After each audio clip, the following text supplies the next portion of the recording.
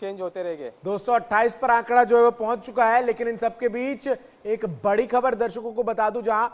Deputy CM Devendra Fadnavis का बयान सामने आया और उन्होंने कहा है एक है तो सेफ है। इसके साथ ही साथ फडणवीस ने कहा है कि एक साथ मिलकर चुनाव लड़ा और ये एकता की जीत है। हमने दुष्प्रचार नहीं चलने दिया, धर्म के नाम पर बांटने की कोशिश सफल नहीं हुई। इन तमाम बातों का जिक्र जो है वो किया गया, आपको बता दूं, देवेंद्र फडणवीस की तरफ से। और साथ ही साथ कहते हुए नजर आए हैं कि मुख्यमंत्री पद को लेकर कोई विवाद नहीं है, तीनों पार्टियां मिलकर मुख्यमंत्री का निर्णय लेंगी और जो भी फैसला होगा मान्य होगा, फडणवीस ये कह रहे हैं। लेकिन लगभग जो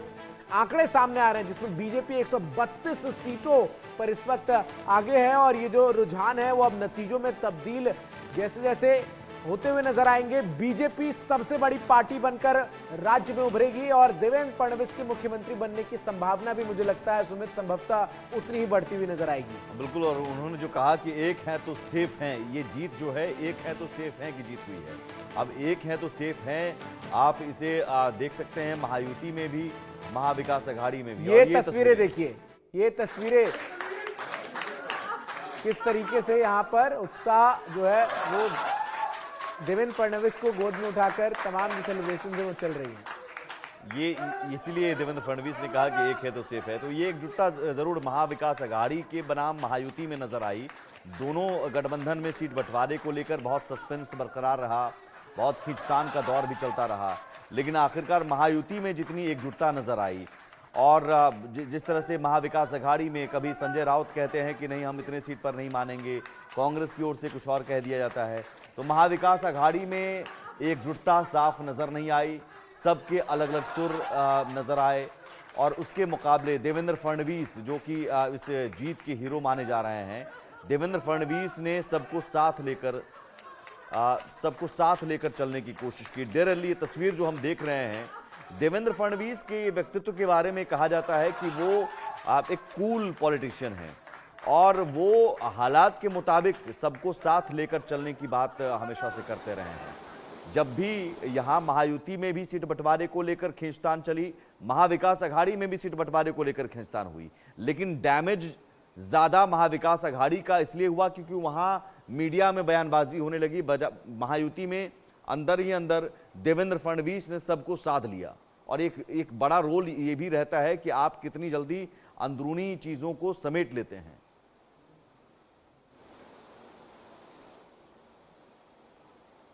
देखिए, लोकसभा चुनाव में जो रिजल्ट्स नतीजे सामने आए थे उसके बाद जो कमबैक देवेंद्र फडणवीस ने किया है उसके नतीजे हम सामने देख सकते हैं। और लोकसभा में जब ये जो चुनाव के जो रिजल्ट्स आने के बाद देवेंद्र फडणवीस ने ऐसा भी एक स्टेटमेंट दिया था कि मैं जो है वो अभी महाराष्ट्र के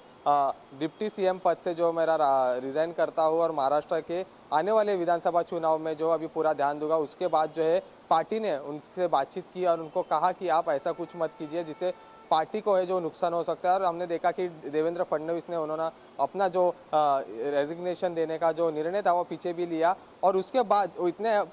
एक्टिव हो गए महाराष्ट्र में कि सभी पार्टियों को उन्होंने साथ में लिया, शिवसेना और अजीत पवार को। और अभी जो उसके रिजल्ट है वो हमारे सामने आ रहे हैं। देवेंद्र फडणवीस को आपने जैसे कहा कि एक कूल काम कंपोस्ट पॉलिटिशियन भी कहते हैं, क्योंकि वो अपना गुस्सा जो कभी दिखाते नहीं है, वो शांति से अपना काम करते रहते हैं और डैमेज कंट्रोल जो है वो कैसे करने का उनको पता है। और अभी हम देख सकते हैं कि रिजल्ट में उन्होंने जो माइक्रो प्लानिंग्स की थी, अनेक जो बैठक लिए थे नेताओं के साथ, विधायकों के साथ, और कहा जिधर बीजेपी के जो अपक्ष जो कैंडिडेट थे वो खड़े रहने वाले थे उनकी जो समझौता किया और उनको पीछे लेने के लिए कहा और उसका फायदा जो है वो बीजेपी को हुआ है। और हम कह सकते कि अभी बीजेपी देवेंद्र फडणवीस को ही मुख्यमंत्री बनाएगी या किसी और चेहरे को महाराष्ट्र में मुख्यमंत्री बनाएगी, ये भी देखना है। ये बड़ा सवाल है डेरेल, और मैं ये सवाल इसीलिए आपसे पूछ रहा हूं क्योंकि आप पूरे चुनाव को कवर करते हुए नजर आए और अब जब वो आंकड़ा 132 पर बीजेपी का पहुंच गया है और मुझे जिसका जिक्र भी आपने किया कि जब एकनाथ शिंदे को मुख्यमंत्री बनाया जा रहा था तो उस वक्त उन्होंने बाकायदा कहा कि मैं बैक सीट लूंगा, मैं पार्टी का काम देखूंगा। फिर फोन आता है दिल्ली से, उन्हें कहा जाता है कि आप उप मुख्यमंत्री बनिए और एक व्यक्ति जो 5 साल मुख्यमंत्री रह चुका है वो उप मुख्यमंत्री पद स्वीकार करता है और अपने आप में वो दर्शाता है कि किस तरीके से पार्टी को लेकर जो अपनी डेडिकेशन है उससे वो जुड़े हुए हैं देवेंद्र फडणवीस। तो ऐसे में जब अब एकनाथ शिंदे, देवेंद्र फडणवीस और अजीत पवार तीनों एक साथ बैठेंगे, जब चर्चा होगी कि अगला मुख्यमंत्री कौन, तो ये सबसे बड़ा तर्क होगा कि जब मैं 5 साल मुख्यमंत्री रहकर उप मुख्यमंत्री रह सकता हूं, तो संभवतः ये फॉर्मूला जो है वो एकनाथ शिंदे के सामने भी रखा जा सकता है कि अब आप पीछे बैठिए और मुझे गाड़ी चलाने दीजिए।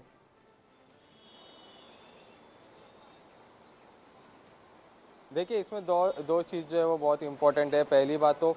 एकनाथ शिंदे को उन्होंने पहले मुख्यमंत्री बनाया था और खुद डिप्टी सीएम रह चुके हैं, लेकिन अभी इस बार जब चुनाव प्रचार चालू था तो देवेंद्र फडणवीस ने ये पत्रकार परिषद में स्पष्ट कहा था कि हम ये जो विधानसभा की चुनाव है वो Eknath Shinde as a face बोल के मुख्यमंत्री पोर्ट्रे कर रहे हैं और उनके नाम पर ही हम चुनाव लड़ रहे हैं, क्योंकि महाविकास आघाड़ी जो है उनसे कोई चेहरा जो है वो सामने दिया नहीं गया था और उसका भी हम कह सकते हैं फटका जो है, नुकसान जो है महाविकास आघाड़ी को हुआ है, क्योंकि एकनाथ शिंदे के नाम पर महायुति की सरकार ने जो है अलायंस ने ये चुनाव लड़ा था। तो दूसरी तरफ कुछ दिन पहले बीजेपी की जो स्टेट प्रेसिडेंट है चंद्रशेखर बावनकुळे, उन्होंने एक ऐसा वक्तव्य किया कि अगर जिसके सीट ज़्यादा आते हैं महाराष्ट्र में, चाहे वो बीजेपी हो, शिवसेना हो या अजित पवार गुट हो एनसीपी का,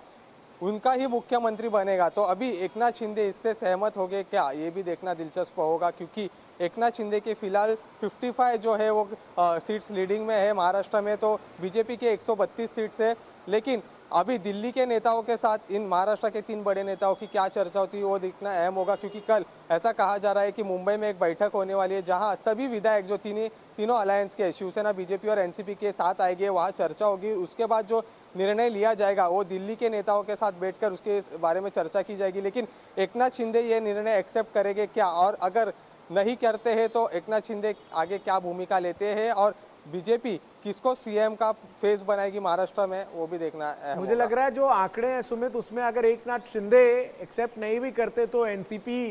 के जो आंकड़े हैं उसी से बीजेपी जो है वो संभवतः सरकार बना लेगी। एकनाथ शिंदे जो है वो बार्गेनिंग की पोजीशन में इन आंकड़ों के साथ तो कमोबेश नजर नहीं आते। बस कोई विकल्प नहीं है बजाय इसके, क्योंकि आप उस शिवसेना के साथ नहीं जा सकते हैं, उस विपक्ष के साथ नहीं जा सकते हैं जिससे आप अलग होकर इधर आए हैं, अपनी एक नई पार्टी बनाई है और जनता ने आप पर भरोसा जताया है। तो ये मैंडेट महायुति को है, न सिर्फ बीजेपी या शिवसेना शिंदे गुट या एनसीपी अजित गुट को। ये सीधी तस्वीरें देखिए, एकनाथ शिंदे और तमाम जो वरिष्ठ नेता हैं वो अब